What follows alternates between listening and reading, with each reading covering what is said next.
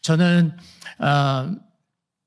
사실 교회 개척자입니다. 그래서 라스베가스 교회도 2007년 1월 첫 번째 주일날 개척을 시작을 했어요. 저희 집에서 저희 가족들과 함께 예배를 시작을 했고요. 지금까지 이제는 있고, 제가 목사 안수를 받은 게 이제 30년이 넘었는데, 목사 안수를 받을 때 저는 개척을 하겠습니다라고 하나님 앞에 기도하고 약속했던 것이 있고, 세 개의 교회를 개척하겠다고 이야기를 했어요. 그래서 이 라스베가스 교회가 세 번째 교회입니다. 세 번째 교회를 지금 개척하고 있는데, 자, 여기까지 이야기를 하면 여러분은 무슨 생각을 하셔야 되는가 하면, 미국에서 왔다고 잘난 척부터 하고 있네. 그러셔야 돼요. 지금 그러셔야 돼요. 여러분, 제가 틀리지 않으면 우리 동강교회가 합동축교회 맞지요? 예, 합동축교회로 제가 알고 있는데, 합동축교회에 여러분도 누구라고 하면 알고 어느 교회라고 하면 아는 아주 큰 교회 담임 목사가 제 친구예요. 제 친구인데, 제가 라스베가스로 간다고 그러니까 거기 왜 가? 이러는 거예요. 거기 왜 가라고 이야기를 해요. 그래서 제가 그 친구한테 몇 명의 친구한테 제가 다 똑같은 이야기를 했습니다만, 뭐라고 그랬는가 하면 거기에 하나님이 계시더라. 제가 그랬어요. 거기에도 하나님이 계시더라. 하나님이 계셔서 하나님이 사역을 하고 계신다면 내가 못 갈 일이 없다. 맞지요? 그래서 갖고 저희 교단은 PCA라고 하는 미국 교단인데요. 그 동성애를 적극 반대하는, 그리고 합동축 교단과 교류하는 그런 보수적인 교단이에요. 그러다 보니까 라스베가스뿐만 아니라 네바다라고 하는 큰 주, 한 주에 그때 당시에 미국 교회 딱 하나 있었어요. 그리고 한인교회는 아예 없었고요. 그래서 제가 라스베가스를 가겠다고 그러니까 막 노회에서 박수 쳐주고 막 휘바람 불고 막 이랬어요. 지금도 딱 2개밖에 없어요. 그 정도로 보수가 힘들어하는 그런 지역에서 지금 목회를 하고 있는데, 자, 그렇다면 하나님이 계시는데 내가 못 갈 게 무엇이 있느냐? 그리고 정공필이라고 하는 사람이 교회를 3개를 개척했는데, 그러면 하나님의 이야기가 나오는 것이 옳습니까? 사람이 이야기가 나오는 게 옳겠습니까? 사람의 이야기가 나오면 안 되지요. 하나님의 이야기가 나와야 되지요. 그렇죠? 하나님의 이야기가 나와야 되는 거예요. 후배들이 와서 목사님 개척하려고 그러는데 어떻게 해요? 그러면 나는 이렇게 했고 나는 이렇게 했고 나는 이렇게 했고 그러면은 이게 짜증이 나기 시작해요. 나중에는. 왜 그래요? 나잖아요. 그렇죠? 성경은 우리들에게 계속해서 무엇을 가르쳐 주는가 하면, 너는 좀 빠질래? 너는 좀 빠지고 누가 나와야 돼요? 하나님이 나와야 되고 그리스도가 나와야 하는 거예요. 오늘 우리가 그리스도의 편지라고 하는 제목으로 하나님의 말씀을 듣게 될 텐데, 이 하나님의 말씀을 들을 때에 왜 사도 바울은 고린도에 있는 교회에게 이 편지를 보냈을까? 이 고린도서라고 하는 편지를 보내는데, 물론 이제 신학교에서 배울 때에는 사도 바울이 고린도에 있는 교회에게 편지를 적어도 4통을 보냈다. 4통을 보냈는데 2통의 편지는 찾질 못했어요. 찾질 못해서 성경 안에 안 들어와 있거든요. 근데 2통은 찾았는데 그게 고린도전서, 고린도후서가 된 거예요. 어쨌든 오늘은 그냥 2통의 편지라고만 이야기를 할게요. 2통의 편지나 보내는 거예요, 고린도 교회에게. 왜 그랬는가 하면, 고린도 교회를 자세하게 공부를 하다 보면 오늘날의 교회와 너무나 흡사한 게 많아요. 비슷한 게 너무 많아요. 무슨 말인가 하면, 세속의 물결이 교회 속으로 막 침입해 들어오는 거예요. 그래서 교회가 하나님의 진리 말씀을 중심이 되고 예수 그리스도가 중심으로 교회가 되어져 가야 되고 하나님의 이야기가 펼쳐져 가야 되는데, 하나님의 이야기가 펼쳐져 가는 것이 아니라 사람의 이야기가 펼쳐져 가고 있는 거예요. 그래서 사도 바울이 화딱지가 나갖고 급하게 보낸 편지가 고린도전서예요. 고린도전서에 대표적으로 어떤 이야기가 있는가 하면, 5장 같은 데 가보면 너희가 근친상간을 했는데도 아무도 질의를 하지 않았다. 근친상간 뭔지 설명 안 해도 되죠. 근친상간을 하는데 교회에서, 그러니까 교인들이 그런 거예요. 교인들 안에서. 그러면 교인들이 근친상간을 한다? 우리 동강교회 당회 같으면 가만히 계시겠습니까? 말도 안 되는 이야기잖아요. 근데 그냥 내버려 뒀어요. 그러니까 사도 바울이 편지를 쓰면서 너희가 그딴 짓을 했음에도 불구하고 아무런 조치를 하지 않았다. 왜 그러냐면 그때 당시 고린도라고 하는 사회가 그랬어요. 윤리가 타락되어져 있고 도덕은 땅바닥에 떨어져 있고 고린도라고 하는 도시 자체가 항구 도시입니다.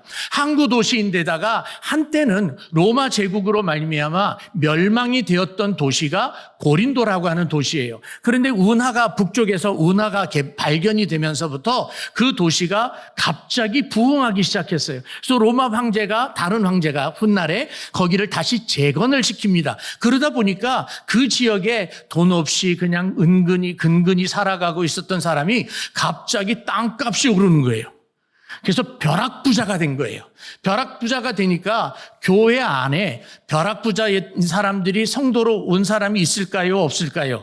있겠죠, 당연히. 그렇잖아요. 그리고 그 고린도에는 높은 언덕 위에 큰 신전이 있었는데 그 신전에 있었던 여사제들이 거기 사람들이 와서 우상 섬길 때에 드렸던 고기들 있잖아요. 그거를 몰래 빼가지고 장터에 와서 팔아먹고 그랬던 거예요. 그래서 사도 바울의 유명한 이야기 가운데 이런 게 있죠. 어떤 성도가 와서 묻습니다.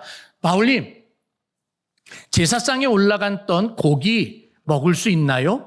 먹어도 되나요? 그러니까 사도 바울이 유명한 이야기를 해요. 뭐라고 그런가 하면 나는 먹을 수 있다. 제사상에 올라간 고기를 먹을 수 있다고 그러는 거예요. 근데 그 다음이 더 중요해요. 사도 바울이 뭐라고 그러냐면 하지만 나는 안 먹는다. 이유는 왜 그런가 하면 초신자들과 예수님을 믿지 않는 사람들의 그 시험에 들지 않게 하기 위해서 나는 안 먹는다. 그러면서 왜 안 먹어야 되는지까지 설명을 하는데 그 배경이 고린도의 문화가 그랬어요. 여사제들이 고기를 몰래 갖다가 시장터에다 팔아먹고 그거를 성도들이 사다가 집에서 끓여 먹으니까 옆에 있는 사람이 찌른 거예요. 저 아무개 집사가 우상에게 드렸던 고기 사와가지고 집에서 국 끓여 먹고 있다고. 그러니까 그게 교회 안에 논란이 된 거고요. 또 성찬에 관한 이야기가 고린도서에 있어요. 고린도전서에 성찬에 관한 이야기가 있는데 성찬의 식탁을 더럽히지 말아라 라는 이야기가 있어요. 아니 잠깐만요. 성찬 그러면 예수님이 사복음서에서 이야기하신 것 보여주신 것이면 충분하지 않을까요? 그거면 성찬의 의미가 충분해요. 그런데 사도 바울이 성찬에 관한 이야기를 고린도 전서에다가 쓰고 있는 거예요. 왜 그랬을까? 왜 그랬는가 하면 갑자기 벼락부자 된 사람이 있다 그랬잖아요. 그 사람들이 이제 교회 와서 성찬식을 하는데 당시에는 노예제도가 있었던 때니까 노예로서 예수님 믿는 사람들이 있었거든요. 성찬식을 하는데요. 부자인 사람들이 뭐라 그러냐면 자기 노예한테 야 너는 저 뒤로 가. 성찬식 어디 건방지게 나보다 먼저 받으려고 그래. 너 저 뒤로 가. 그래서 물리치는 거예요. 근데 당시 노예들은 정말 배고프게 살았던 사람들이에요. 교회에 와서 매주마다 성찬식이 있었는데 그나마 그 빵 조각이라도 얻어먹고 싶었던 거예요. 그래서 온 사람들이에요. 그런데 너희들은 가난하고 너희들은 내 종이니까 나보다 먼저 성찬 받으면 안 돼. 저 뒤로 가 그러면서 거기서도 갑질을 하는 거예요. 그러니까 사도 바울이 성찬을 더럽히지 말아라 라고 야단을 치는 거예요. 하나만 더 얘기해 볼까요? 교회가 얼마나 세속화되었는지. 이런 일이 있어요. 우리가 잘 알고 있는 건데요. 고린도전서 13장의 별명이 뭐예요? 무슨 장? 사랑장이에요. 그 사랑장이 무슨 영화나 드라마 같은 데 나올 때에 양가 부모님들이 결혼을 반대하니까 이 신랑 신부 되는 사람이 남자친구 여자친구가 둘이 딱 모이고 옆에 친구들이 있고 촛불 쫙 깔아놓고 거기서 다 같이 읽는 거예요. 사랑은 온유하며 사랑은 성내지 아니하며. 그게 사랑장이 아니에요. 왜 사랑장을 해놓게 됐는가 하면 사도 바울은 그 교회 안에서 갑자기 벼락부자 된 사람이 있다 그랬죠? 땅부자 된 사람이 있다 그랬죠? 그 사람들이 내가 이래봬도 어떤 사람인데 그러면서 소위 말하는 자랑질을 하는 거예요.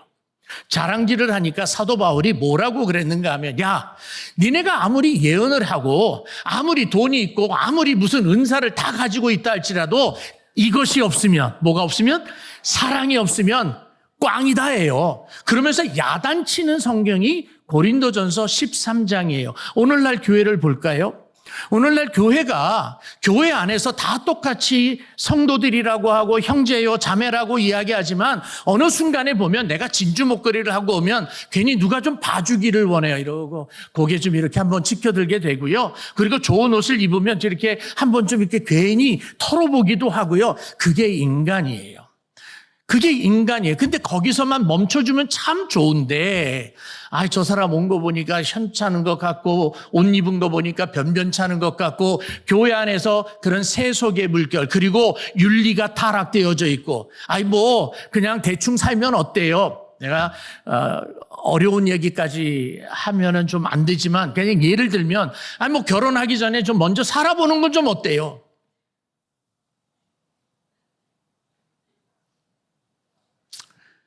저희 교회도 있어요. 그런 청년이. 계속 권면을 지금 계속해서 하고 있는 중이에요. 괜찮은 게 아니에요. 성경은 그렇게 가르쳐 주지 않았어요. 특별히 우리 동강교회는 그렇게 가르치는 교회가 아니라고 믿어요. 여러분 DK라고 써놨더라고요. 주보에 보니까 아주 되게 크게 써놨어요. 전교인 수련회 DK 하자 이렇게 써놨잖아요. 이거 보고서 제가 제일 먼저 생각난 게 뭔지 아세요? 덩키콩. 웃는 사람은 젊은 사람. 고등부는 알지요. 덩키콩이라고 슈퍼 마리오 할 때 그 고릴라 같은 친구가 나와가지고 그냥 그거 먼저 잡으려고 얼마나들 싸우는데요. 저도 옛날에 해봤거든요. 이 덩키콩은요 그냥 밀어붙이는 거예요. 우리 동강교회는 어떤 교회인가 하면 하나님의 말씀으로 우뚝 서 있는 교회라고 저는 믿습니다. 그 우뚝 서 있는 하나님의 말씀이 우뚝 서 있는 교회가 그 말씀으로 살아야 될 것 아닙니까? 그렇게 살기 위해서 우리가 더욱더 노력하는 거잖아요. 덩키콩처럼. 앞에 험한 산령이 태산줄령이 있고 깊은 바다가 있고 건너가지 못할 어떤 계곡이 있다 할지라도 주여! 그러면서 밀고 가는 거잖아요. 근데 많은 교회가 그렇게 되지 않았어요. 오늘 여전도에서 헌신 예배를 드립니다. 여전도에는 어떤 사역을 하고 계십니까? 누가 회장님이고 누가 임원이고 누가 무슨 일을 하십니까? 누가 일을 많이 하고 누가 일을 적게 하고 누가 귀한 일을 하고 어떤 일을 하십니까? 여러분들이 어떤 일을 하느냐도 귀합니다. 그러나 여러분이 어떤 일을 하느냐보다 더 중요한 것이 있습니다. 하나님의 이야기입니다. 여전교회에 어느 분이 무엇을 했느냐도 중요하지만 더 중요한 것은 하나님이 어떤 일을 하느냐의 문제입니다. 그런데 사도 바울은 복음을 전하는 데 있어서 아주 강력한 무기가 있다라고 하는 것을 가르치는데 사도 바울이 자기가 이야기하는 가장 강력한 무기가 뭐냐면 이 고린도 교회에게 보내는 편지 안에서 동역자라는 단어를 써요. 사도 바울에게 있어서 가장 강력한 무기 혹은 도구 혹은 달란트가 뭐냐? 나는 꼴에 이래봬도 아무것도 아닌 것 같고 변변치 않은 것 같지만 나는 하나님과 함께 일하는 사람이다. Working together with him 이라는 말을 써요. 앞에 자막이 있는 줄 아는데 5장 18절 고린도후서 5장 18절이에요. 우리 같이 읽어볼게요. 시작. 모든 것이 하나님께로서 났으며 그가 그리스도로 말미암아 우리를 자기와 화목하게 하시고 또 우리에게 화목하게 하는 직분을 주셨으니 하나님께로 났다. 그가 그리스도로 말미암아 우리를 자기와 화목하게 하시고 우리를 화목하게 만들어 주셨다라는 이야기를 해요. 이 이야기를 하는 이유가 있어요. 사도 바울이 괜히 이 이야기를 하는 게 아닙니다.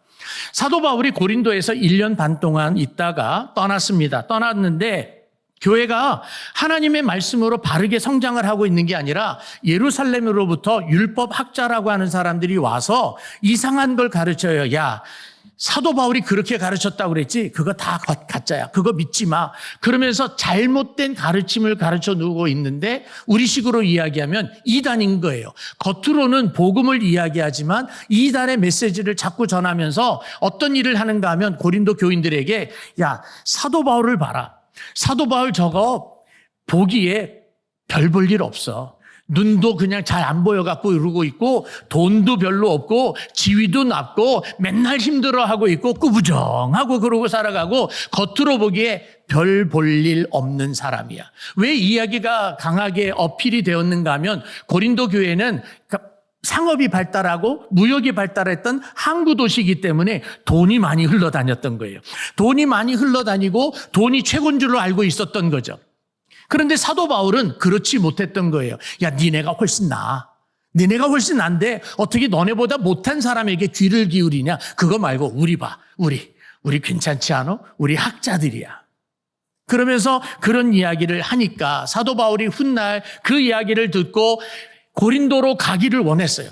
근데 고린도 교인들이 오지 마세요. 우리 당신 필요 없습니다. 못 가서 다시 편지를 써서 보낸 것이 고린도 후서가 되는 거예요. 그 고린도 후서에서 하고자 하는 말이 무슨 말인가 하면 내가 하나님과 함께 하는 사람이다. 내가 하나님과 함께 일하는 사람이다. 너희들이 보기에 나는 별 볼 일 없는 사람 같아도 나는 하나님과 함께 하는 사람이다를 지금 강조하고 있고 증명하고 있는 거예요. 우리 여전도의 분들 다 아름답고 멋있는 누님들이신데 사람들이 보기에 아니 뭐 그렇다고 돈이 많은 것도 아닌 것 같고 무슨 박사학위가 서너 개 있는 것 같지도 않고 별 볼 일 없고 우리랑 똑같은데 라고 여러분들을 향해서 손가락질을 하고 있어도 이런 자신감을 가지시면 돼요.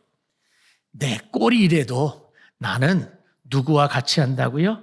하나님과 같이 하는 사람이다. 우리 그거 믿고 사는 거 아니에요? 그거 믿고 사는 사람이에요. 그러면서 사도 바울이 자기를 어필하는데 이렇게 이야기합니다.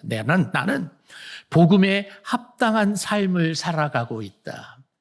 너희들이 아무리 그래도 나는 복음에 합당한 내 자신의 모습에 대해서 가르쳐 준다라고 이야기해요. 복음을 믿었고 복음으로 살고 있는 사람이에요.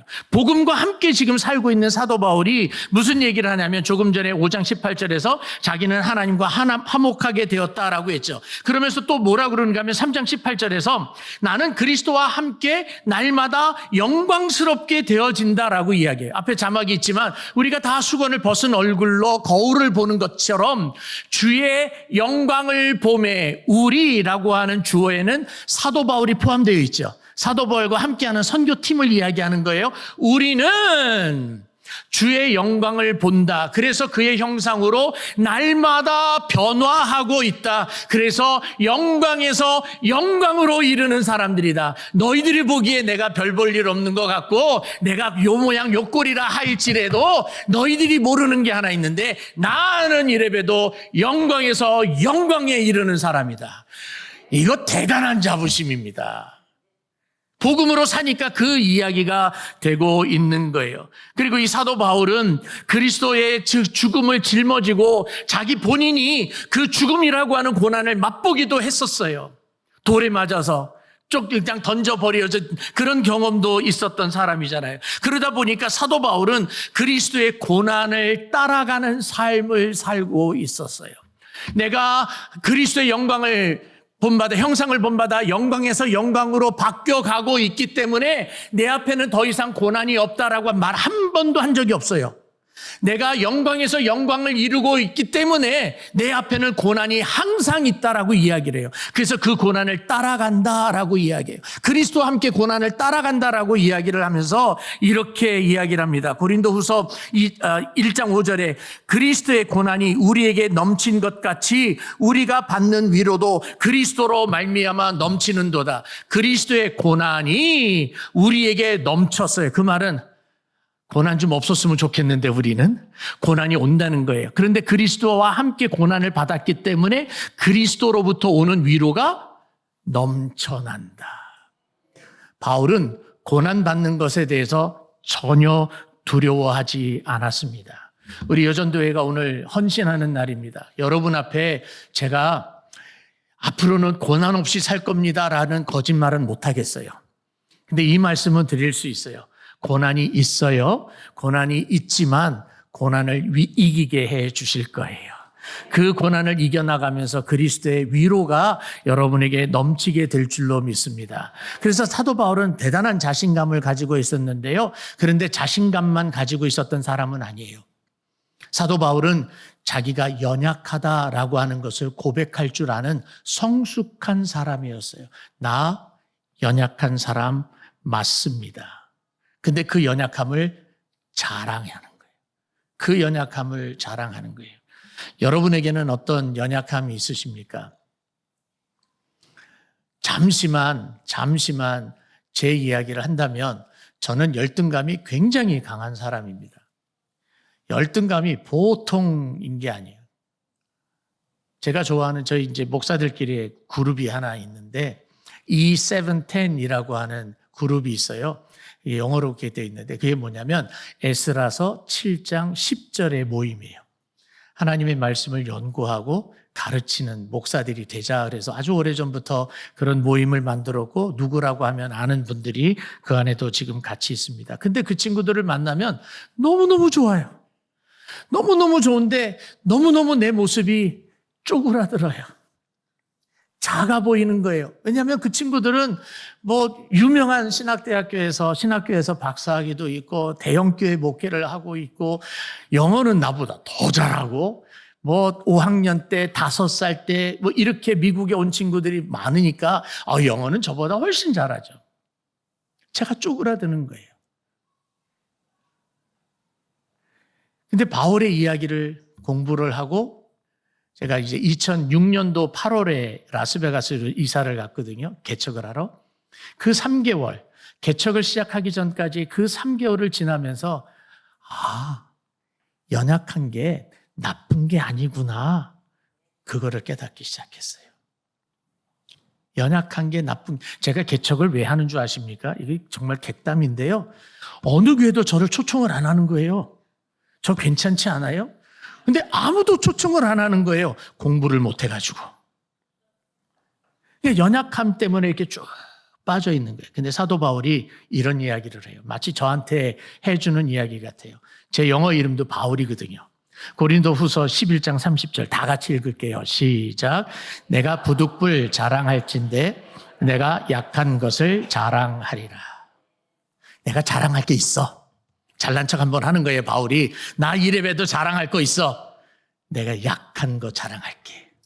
나의 지위도 낮고 나는 아버지는 돈이 많은지 몰라도 나는 돈도 없고 고난이 항상 오고 있고 그리고 나한테 외모도 그렇게 별 볼 일 없고 말주변도 별로 없고 나 별 볼 일 없는 사람 맞아.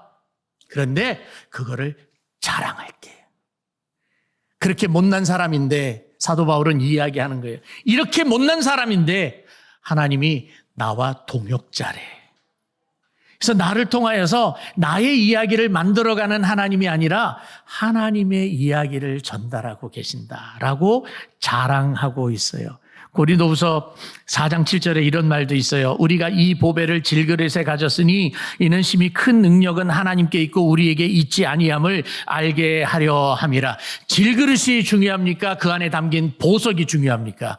보석이 중요하잖아요. 그런데 오늘날 많은 성도들은 질그릇을 자랑해요. 그릇인 자기를 자랑해요. 우리를 자랑하는 것은 아무짝에도 소용없어요. 여러분 안에 누가 있느냐가 중요한 거잖아요. 여러분 안에 계신 분이 누군가 하면 예수 그리스도예요. 그분을 보배라고 이야기를 하는 거예요. 그 보배를 나는 자랑하고 있다라고 이야기하면서 왜 그런가 하면 커다란 능력, 이 복음의 능력을 행할 수 있는 것은 나 안에 있는 것이 아니라 하나님께 있기 때문에 중요하다라고 자랑하고 있는 거예요. 그런 전도회 되기를 주의 이름으로 축복합니다.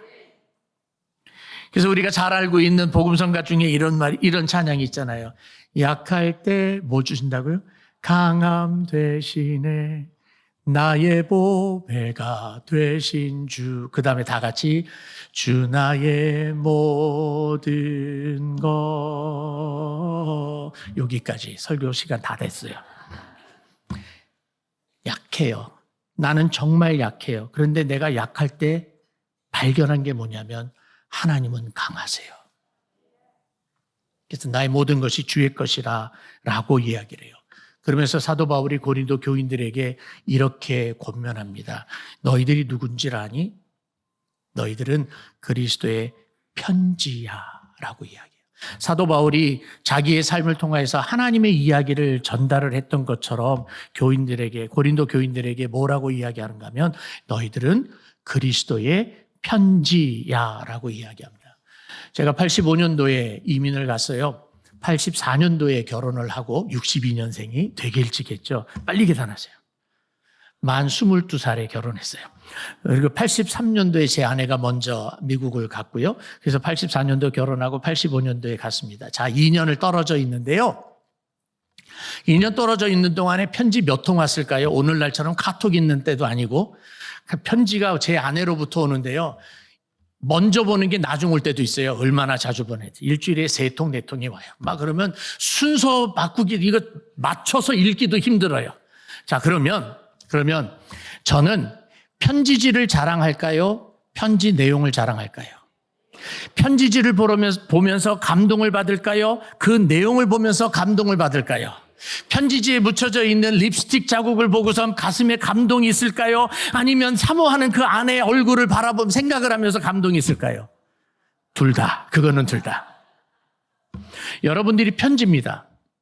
여러분들이 하나님이 원하시는 것은 여러분들의 삶을 통하여서 그 편지에 담겨져 있는 내용이 세상에게 증거되어지고 전달되어지기를 원합니다. 중요한 것은 그 어느 누구도 편지지를 자랑하지 않습니다. 아무리 편지지가 귀하다 할지라도 편지지가 중요한 것이 아니라 그 편지 안에 담겨져 있는 내용이 중요한 겁니다. 그러면 여러분에게 도전합니다. 우리 여전도에게 도전을 합니다. 여러분들의 삶 속에서 누구의 이야기로 가득 차 있습니까? 여러분의 이야기로 가득 차 있습니까? 아니면 그리스도의 이야기로 글이 써져 있습니까?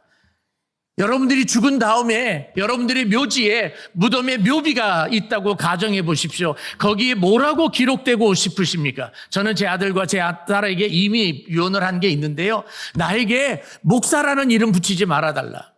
목사라는 이름 붙이지 말라. 묘비에 정공필 성도 이거면 충분하다. 그래서 우리 아이들이 물어보더라고요. 왜요? 목사기 때문에 천국 가는 게 아니야. 목사는 이 세상에서 교회 목회하는 때 필요한 직분이 목사고 천국에 갈 때 필요한 단어는 성도. 그거면 충분해.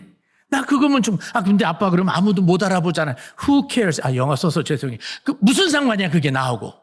다른 사람이 내가 죽은 다음에 나를 알아봐 주는 게 도대체 무슨 상관인데 너희 돈 없으면 묘비 안 만들어도 돼. 진짜로 그랬어요. 그러면 무엇이 중요해요?